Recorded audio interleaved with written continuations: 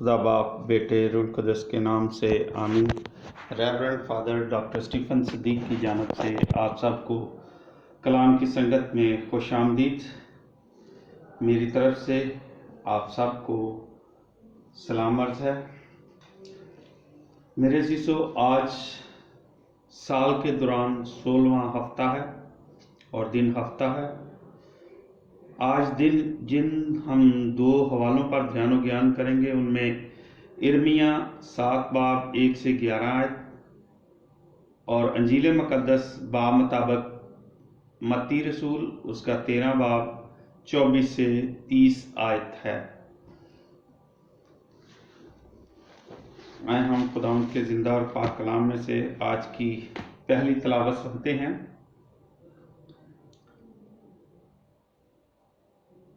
ارمیہ 7 باب پہلی آیت سے 11 آیت۔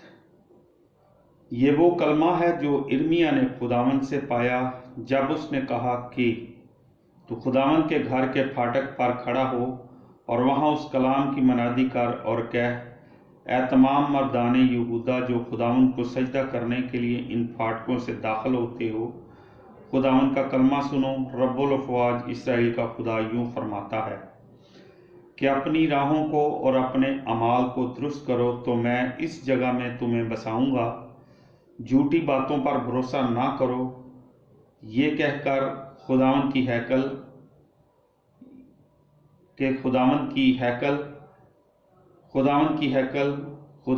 ہیکل یہ ہے، کیونکہ اگر تم اپنی راہوں اور اپنے اعمال کی سراسر اصلاح کرو اور آپس میں پورا انصاف کرو اور پردیسی اور یتیم اور بیوہ پر ظلم نہ کرو اور اس جگہ میں بے گناہ خون نہ بہاؤ اور اپنے نقصان کے لیے دوسرے معبودوں کی تقلید نہ کرو، تو میں اس جگہ میں تمہیں بساؤں گا، یعنی اس ملک میں جو میں نے تمہارے باپ دادا کی قدیم سے ہمیشہ کے لیے عطا کیا۔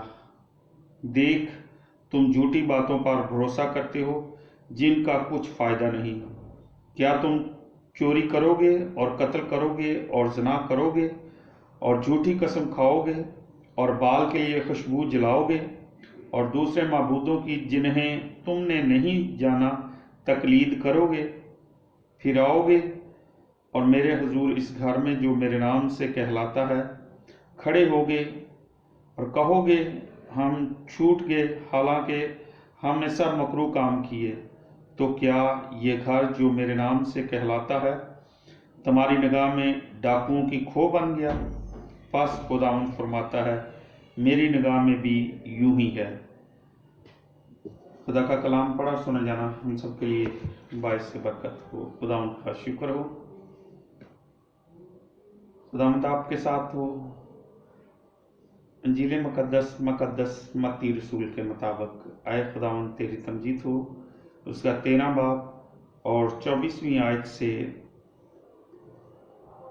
30 آیت تک زبان کی تمثیل۔ اس نے ایک اور تمثیل ان کے سامنے پیش کر کے کہا کہ آسمان کی بادشاہی اس آدمی کی مانند ہے جس نے اچھا بیج اپنے کھیت میں بویا، لیکن جب لوگ سو گئے تو اس کا دشمن آیا اور گیہوں میں زوان بو کر چلا گیا۔ جس وقت پتے لگے اور بالیاں نکلی تب زوان بھی ظاہر ہوا، تو گھر کے مالک کے غلاموں نے آ کر اس سے کہا، اے صاحب، کیا تو نے اپنے کھیت میں اچھا بیج نہ بویا تھا؟ پھر زوان کہاں سے آ گیا؟ اس نے ان سے کہا، کسی دشمن نے یہ کیا ہے۔ تب غلاموں نے اس سے کہا کہ کیا تو چاہتا ہے کہ ہم جا کر اسے جمع کریں؟ مگر اس نے کہا، نہیں، ایسا نہ ہو کہ جب تم زوان کو جمع کرو تو اس کے ساتھ گیہوں بھی اکھاڑ لو۔ کٹائی کے دن تک دونوں کو اکٹھا بڑھنے دو، کہ میں کٹائی کے وقت کاٹنے والوں سے کہہ دوں گا کہ پہلے زوان جمع کر لو اور جلانے کے واسطے اس کے گٹھے باندھ لو، مگر گیہوں میرے خطے میں جمع کر دو۔ یہاں تک آج کی انجیل مقدس کے وسیلے سے ہم سب کی خطائیں معاف کی جائیں۔ اے مسیح تیری ستائش ہو۔ خداوند ارمیہ نبی کی معرفت لوگوں کو ہیکل کی بابت بتاتے ہیں۔ یہ ہیکل اینٹ پتھر یا سیمٹ کی نہیں بلکہ خداوند کی ہیکل یعنی انسانوں کی بات کرتا ہے۔ اور وہ ہیکل ہم ہیں۔ جو کچھ ہم نے خداوند سے حاصل کیا ہے اب وقت ہے کہ اس کی منادی کی جائے۔ ہر ایک بشر کو جسے خدا نے پیدا کیا بتایا جائے کہ وہ خداوند کو سجدہ کرے، اس کی عبادت کرے اور درست چال چلن سے اپنی اس ہیکل میں خداوند کو بسنے دے۔ اپنی زندگی میں بری باتوں، کاموں اور برے اعمال سے خود کو نقصان نہ پہنچائے، بلکہ دوسروں کی مدد اور ان کے ساتھ عدل و انصاف کرے۔ خداوند یسوع مسیح ایک بار پھر لوگوں سے تمثیل میں بات کرتے ہیں کہ آسمان کی بادشاہی اس آدمی کی مانند ہے جس نے اچھا بیج اپنے کھیت میں بویا۔ دراصل خداوند یسوع مسیح انسانوں کی روحوں اور جانوں سے بھلائی کرنے اور ان کو بچانے کی خاطر سارے طریقے آزماتے ہیں کہ اگر ایک انسان سیدھی سادی منادی سے متاثر نہ ہو اور تعلیم حاصل نہ کرے تو ان کو تمثیل کے ذریعے دنائی کی باتیں سمجھائی جائیں، جبکہ اچھا بیج سے مراد زندگی میں مسیحی اور اچھی اقدار کا پھل پیدا کرنا، یعنی ایسا خادم جو یسوع مسیح کا اس کے کاموں میں ہاتھ بٹائے۔ سونے سے مراد ایسے لوگ جو خدا کے نافرمان، دوسروں پر ظلم کرنے والے اور خدا سے دور ہیں۔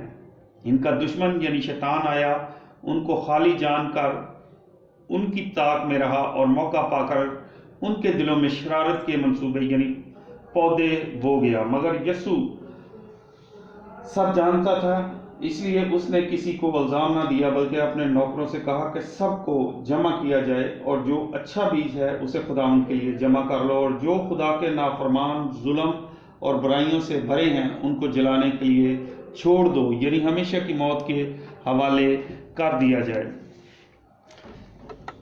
میرے عزیزو، آج کی انجیل مقدس میں ہم زبان کی تمثیل کے بارے میں سنتے ہیں۔ بہت سے لوگ سوچتے ہوں گے کہ آخر یہ زبان کیا ہے، یہ کڑوا دانہ کیا ہے۔ کھیت میں اچھے بیج کے ساتھ ساتھ کڑوے بیج کا بھی ذکر کیا جاتا ہے۔ کھیت یسوع نے فرمایا دنیا ہے، دنیا میں اچھے انسان بھی ہیں اور برے بھی۔ کڑوا دانہ کیا ہے؟ ایک نافرمان بیٹا جو آوارہ منشیات کا عادی اور نافرمان ہے۔ وہ اپنے مال، اپنے ماں باپ کے لیے زبان ہے۔ ایک بیٹی جو اپنے خاندان کی عزت و آبرو کا پاس نہیں رکھتی، وہ زبان ہے۔ وہ لوگ جو کھانے پینے کی اشیاء میں ملاوٹ کرتے ہیں، وہ معاشرے کا ناسور اور زبان ہے۔ وہ لوگ جو جھوٹے الزام لگا کر معصوم اور بے گناہ لوگوں کا جینا حرام کر دیتے ہیں، وہ زبان ہیں۔ وہ شخص جو دوسروں کو ہر روز خام خواہ بیزار کرتا ہے، وہ زبان ہے۔ ریاکار اور منافق وہ زبان ہیں جو ہمارے پاس ہی رہتے ہیں۔ کمزور اور بے سہارا لوگوں پر ظلم ڈھانے والے معاشرے کا زبان ہیں۔ اس دنیا میں دو قسم کے لوگ رہتے ہیں، ایک وہ جو کسی چونٹی کو بھی دکھ نہیں دیتے، ہر کسی سے خوش ہو کر ملتے ہیں، ہر کسی کا بھلا سوچتے ہیں، کسی کا دل نہیں دکھاتے، معاف کرنے کے لیے ہمہ وقت تیار رہتے ہیں۔ اگر کسی سے زیادتی ہو جائے تو فوراً معافی اور صلح میں پہل کرتے ہیں۔ دنیا کو خوب سے خوب تر بنانے کی فکر میں رہتے ہیں۔ برائی کا بدلہ برائی سے نہیں دیتے، بڑے سے بڑے دشمن کو بھی شفقت کی نگاہوں سے دیکھتے ہیں۔ ان کی مثال ایسے ہے جیسے کوئی گلشن رنگا رنگ اور خوشبودار پھولوں سے بھرا ہوا ہو۔ ایک وہ ہیں جو غرور اور مستی میں ڈوب کر ہر کسی کو کچل دینے کے لیے کوشاں رہتے ہیں، راستے میں آئی ہر دوار کو گرا دیتے ہیں۔